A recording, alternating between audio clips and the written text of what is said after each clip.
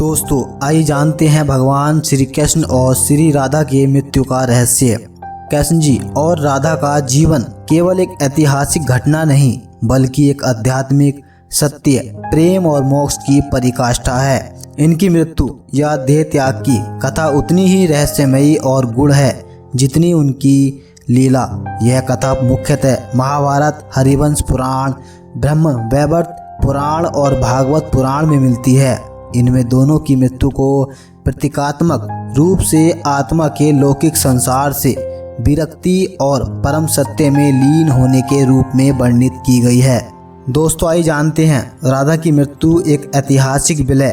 राधा की मृत्यु की कोई स्पष्ट और प्रत्यक्ष विवरण श्रीमद्भागवत गीता में नहीं मिलता, लेकिन ब्रह्मा वैवर्त पुराण में इसका गुण रूप से वर्णन मिलता है। दोस्तों वृंदावन की लीलाओं के बाद जब श्री कृष्ण मथुरा चले गए तब राधा का जीवन धीरे धीरे वियोग में तपने लगा। जबकि राधा और कृष्ण का प्रेम आत्मिक था, परंतु कृष्ण के बिना राधा की भौतिक देह इस वियोग को अधिक समय तक सहन नहीं कर सकी।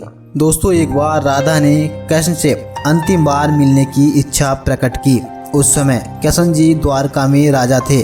राधा एक सामान्य ब्राह्मणी वेश में द्वारका पहुंची। उन्होंने दरबार में नित्यांगना बनने का प्रस्ताव रखा ताकि वे कृष्ण के समीप रह सकें। कृष्ण ने उन्हें बिना उनकी असली पहचान बताए दरबार में नित्यांगना नियुक्त किया।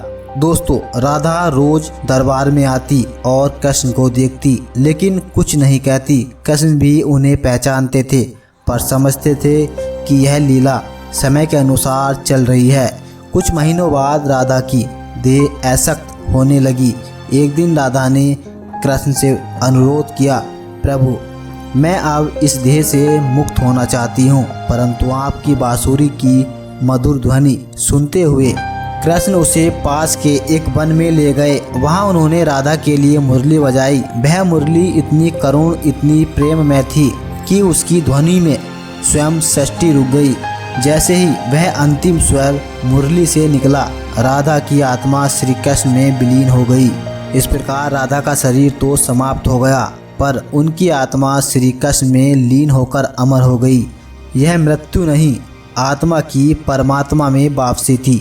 दोस्तों आइए जानते हैं श्री कृष्ण की मृत्यु का रहस्य। महाभारत युद्ध की समाप्ति के बाद जब युधिष्ठिर का राजतिलक हो रहा था, तब कौरवों की माता गांधारी ने महाभारत युद्ध के लिए श्री कृष्ण को दोषी ठहराते हुए श्राप दिया कि जिस प्रकार कौरवों के वंश का नाश हुआ है, ठीक उसी प्रकार यदुवंश का नाश भी होगा।